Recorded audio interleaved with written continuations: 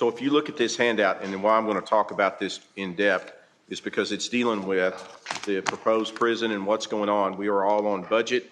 So there's amendment filed for 750 or a appropriation bill to allocate 750 million now instead of 330 million. They went up 420 million on the prison. So I think that this is important to present because this is going to title with what we're dealing with, the bigger, broader issue. But basically, as I said right now today, we face a three-headed monster out there. We face high crime, high overcrowding, and high incarceration rate. And basically, this started in 2011, which I don't think none of anybody here was here in 2011. But in 2011, basically, Governor Beebe got in financial trouble. So any governor goes into just, they want to let people out of jail early. That's just it. And so that's basically what happened. It was titled the Public Safety Improvement Act, and for other purposes.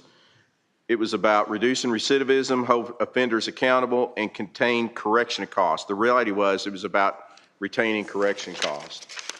If you look at the next page where you see the violent crime statistics, you can see that didn't work. Actually, if you would look, our violent crime rate was actually going down.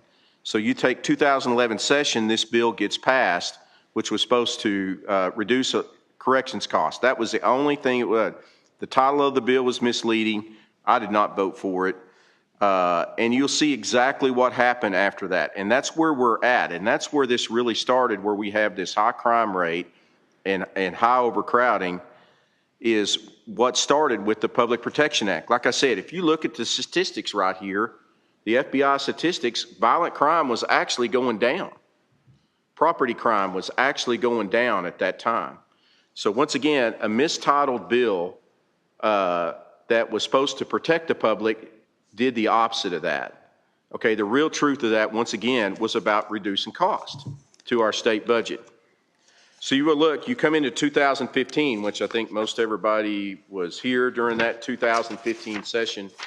Senator Jeremy Hutchison came up with the idea, and we spent millions on consultants. This is why I do not like consultants being spent on to do the Criminal Justice Reform Act and implement measures designed to enhance public safety, reduce the prison population, and declare emergency. So this was basically supposed to reduce crime, reduce the prison population.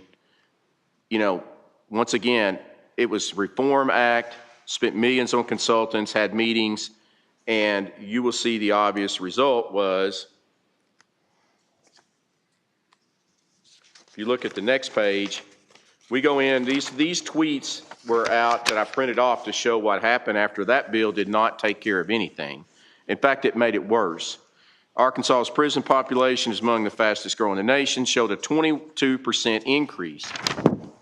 The next one, inmate growth outstrips prisons. The next one, 2016. If you look, it was November of 2016, but right before our 17th session.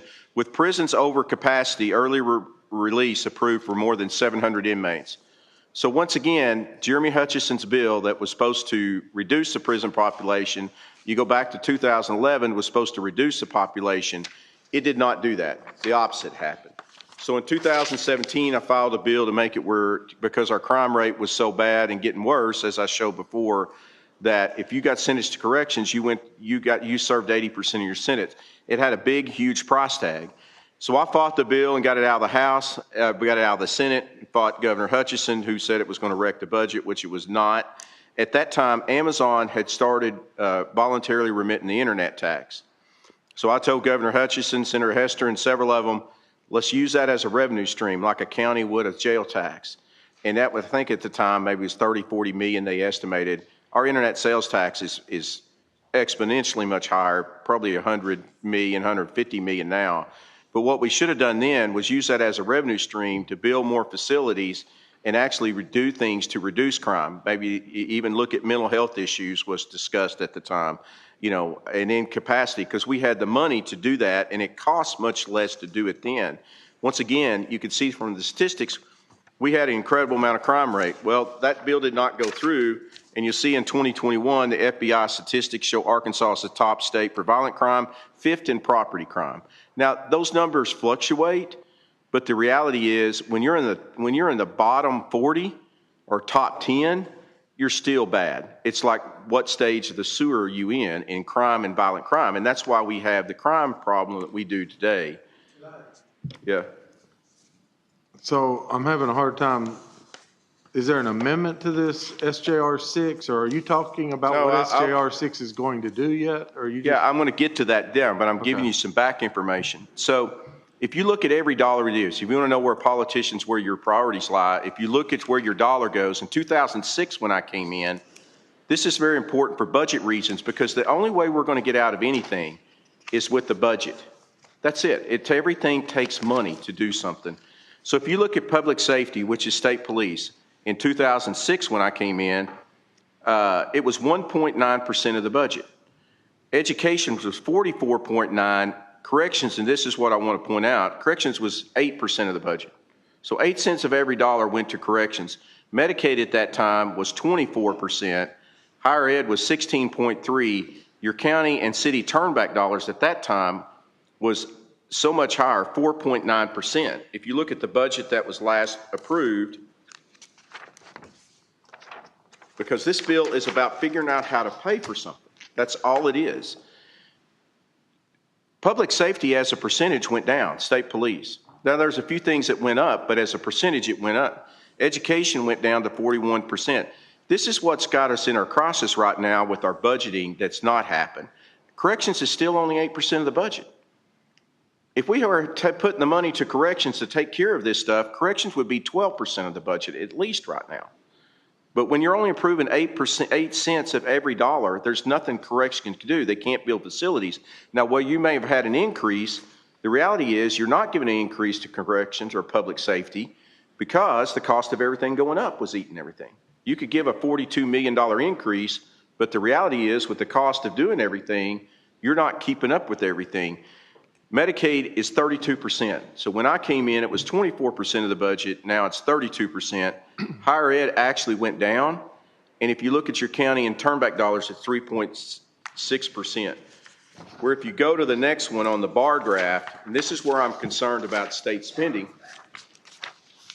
you can see the top line is education, and whether you support learns or not support learns, the big question was, how are you going to pay for it? Education is going to go up. You look at Medicaid. Medicaid is not going to go down. There's no foreseeable future of reducing the amount of percentage or the money spent in Medicaid. In fact, it's still going up. If you look at all these figures, they all stay flat. Well, flat is actually a cut. So my concern is if you look over the last year or so, or last 2 years, revenue is trending down. So your expenses are trending up and your revenue has been trending down. That's why RSA is the most important bill of the session, and it gets the least amount of attention. Well, whenever the governor came out with her prison plan that she came out in the 23 session, she said $470 million for 3,000 beds. That is so unrealistic because $470 million would not build a 3,000 bed jail. That's only $156,000 per bed. So I said it wasn't even close at that time. Even in 17, we couldn't have built a 3,000 bed prison for $470 million. So if you look at our situation, and this is where it's going to go, where I'm trying to fight crime first. If you look at our inmates by county in incarceration, 8 counties make up 2/3 of the inmates in incarceration in county backlog. If you look at Pulaski County, is 21% of our inmate and backlog situation, while I think they're around 13% of the population. So this next figure deals, just let that one, that deals with the staffing issues up there in there. But if you will look at the impact of what our budget's going to do, and let me give you an example of why budgeting, and I'm trying to get the governor, anybody that's not that we need to know before we go, is how you're going to pay for anything. Utah was going to build a prison for 500 and something million. It wound up being over $1 billion. If you look at Alabama, and Alabama and Utah are more comparable situation to Arkansas. Alabama in 2021 was going to build 2 4,000 bed prisons for $1.3 billion. 8,000 beds for $1.3 billion. You read this article right now, they are not even half done with their prison right now, and they're estimating just the one is going to be $1.3 billion. Now the legislature is having to go back and borrow $500 million more to try to finish it. Senator King, can you please tell us how your bill is going to affect all this? And that's what the biggest issue that we have today is the crime issue. Okay, we're talking about prisons and overcrowding, but if you're not addressing the crime issue, then you're not going to reduce the prison population and what's going in. What my bill would do is create a public safety fund, and I've got a regular bill to do that, that right now would take $100 million out of general revenue sales tax. The first $100 million of our fiscal year, this is a regular bill that would hire 400 to 600 public safety officers. It would also allow the state police director, he could hire state police people. He could also do partnerships with counties. So you could have counties designated, much like we do our drug task judicial force, that they do partnerships with federal and state funds. You could go to the counties because most of our county deputies, about all of them, make less than cities. So there's such a high turnover. They would also be designated to help probation parole, which is underfunded and overworked. But when you don't, out of this whole talk with the prison, if you do not take a substantial amount of money and put towards reducing crime, you're still going to continue 5 years from now having probation parole. You're going to have our public defenders are backlogged. You're still going to have overcrowding 5 years from now. And even if you go with the mega prison, there's not going to be 500. It's going to take you 6 years to even begin to start putting prisoners up there. So there's no short-term solution. So my thing is all about finding funding, and what this constitutional amendment would do to put to the voters is to take the proceeds minus administration costs from casino and marijuana, medical marijuana, and put towards this public safety fund. That way, we're allowed to pay for it. It would alleviate, if this other bill passes, from our state budget, or we could do these public safety funds. Because number one, if we do not take care of the crime issue, which is not being talked about, there's no proposal out there from anybody that is going to significantly reduce the crime rate. If we do not move the crime rate from how bad it is right now and start moving it better, things will be worse 5 years from now. There's not, even if you go through with a mega prison up there, it's going to take a minimum of probably 5-6 years to even maybe make 250 prisoners difference up there. Maybe 500. And what my bill is about being fiscally responsible. And this bill, if we pass the other one, that hires a public safety fund. Because right now, Pulaski County, I visited with the Little Rock Police Chief. He's short 100 officers right now. So are you ready to take questions? Yeah. Do we have any questions for Senator King? I'll go ahead and take a shot. Okay. So this peels off $100 million constitutionally and puts it into the Arkansas State Police. Why can't we do that now? We're in session without a constitutional amendment. Why can't we're fixing to deal with the budget. Why wouldn't this legislature be able to cordon off $100 million and give it to the state police to cure this problem? I've already got a bill. Senate Bill 143 right now is going to do that. What this bill would do, if passed because this will not be on the ballot till 2026, if it's passed, it will shoot off the money that minus administration cost towards that $100 million. So what we need to do is pass the $100 million right now. I'm already doing that. But this bill would be an extra added that voters could say, hey, you know what? This proceeds from medical marijuana and casinos can go to this public safety fund. So it basically would alleviate about $40 to $50 million. I can't estimate what it'd be at that time, but at least 40 million of the 100 million, then it would be a $40 million less hit to general revenue. But if my 143 passes, July 1st of this year, there's $100 million set for this public safety fund. Okay, thank you. Any other questions? Senator Hammer, you're recognized for a question. And I'm sorry if I know the answer to this question, but I can't think of the answer right now, so I'll ask you. Is any of the money earmarked under the passage of the medical marijuana and the casino gaming constitutionally required to go to any certain area?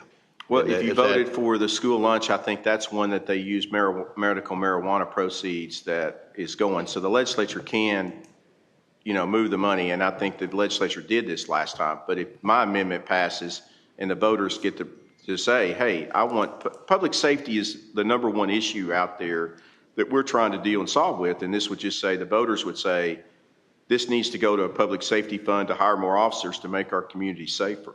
Right, but I mean, constitutionally, is the money limited now as it is under the marijuana or the casino gaming? Or we've got the ability as, The legislature has the ability right now to move that, and I think they just did that with the medical marijuana. okay, thanks. Any other questions? Is there anybody speak for or against this bill? Senator King, you want to close? I just want to say, everybody's talking about prisons, overcrowding. Let me just tell you something. If we do not reduce the crime rate, okay, which there's nothing in the foreseeable future that is going to do anything to reduce the crime rate. If you look at the statistics, the reason I went back, when you're only giving 8% to corrections and as a percentage of budget, you're only giving so much to the state police. If you do not reduce the crime rate right now, okay, the best, most cost-effective way to reduce cost in prison and everything is to make sure the crime's not committed in the first place. If there's no arrest, once you make an arrest, it chains off a bunch of events. It goes to the court system, it goes to incarceration, it goes to a court date, it goes to more public defenders, it goes to, if they serve a sentence, it goes to probation. If they serve a state, it costs money to incarcerate them, and then it costs money when they go out. It costs money to rehabilitate them or attempt to rehabilitate them, and then it costs money for probation and parole to do it. The best thing you can do is if you reduce your crime rate on the front end, you stop all these dominoes from falling that's going to keep costing money. That's why it's so critical right now that in our legislature, we have two paths we can take. You can put all the money and eggs into one mega prison up there, which I'm going to say is going to be a mega financial disaster. It's going to be $1.5 billion. There's no way this is going to be less than 300 and something thousand per bed. They're not providing an estimate. So either you want to put all your eggs in one basket, or we could hire 400 to 600 public safety officers just designated for crime that could help out Pulaski County. They're short 100 officers right now in the city police. If you look at myself, we're a border county with Missouri. So right now, our county sheriffs and deputies, we have people coming across the border committing crime, and then they go back. If you assist probation parole, if you looked and if you could superimpose where those probation and parolees are, and that's what these officers would be assist probation parole. If you put where these parolees are in more populated counties like Pulaski County, and you look at the crime, it's going to be in the same area. So you're going to have more of a positive police presence. You could even have Park Plaza Mall, where there was just a mother was murdered out there and crimes being committed right down this road from us. If you had public safety officers making sure the crime's not committed, you then stop the arrest. You stop incarceration to a court date. You stop a court date. Every domino, as I said, there's 7 dominoes that fall once somebody is arrested. If we reduced our violent crime rate and reduced people stealing out of you, like I said about Missouri, where we had more officers out there being a positive police warrant, look at all the dominoes we save later. You don't have to rehabilitate them. Once again, the most cost-effective way is to make your community safe where you don't even make an arrest. Either you want to go with this mega prison, mega financial disaster, or you want to go and hire 400 of public safety officers out here that's actually going to reduce crime. It's this simple way. We've got a path right now that either you want to approve this other way and it's going to put all the eggs in one basket to this mega prison, or you want to do something on the proactive side and reduce the crime rate. This mega prison thing will not reduce the crime rate. It just won't. We're going to continue 5 years from now. We're going to have jail overcrowding. We're going to have prison overcrowding. We will have prison overcrowding. If we do not reduce the crime rate, first, we will have prison overcrowding for 10 years from now. We'll have it 15 years from now. We'll have it 20 years from now. And it's going to take a significant amount of money with a dedicated revenue stream. And that's all this is about. Everything that I file today is about government actually spending less money, not spending more, and figuring out actually how you pay for it. We have not seen anything out of the governor's thing that shows how we're going to pay for this thing.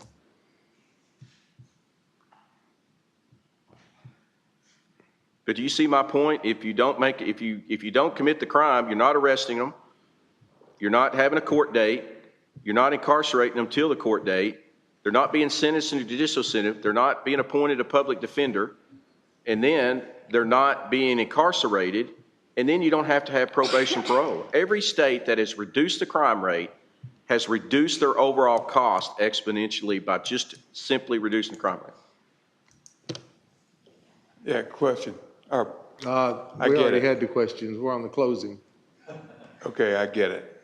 Thank you. Go ahead, I'll give you a question. I'm sorry. Go ahead, you can ask it. The senator asked if we understood, and my response is, yes, I understand. Thank you. Thank you, Senator Sullivan.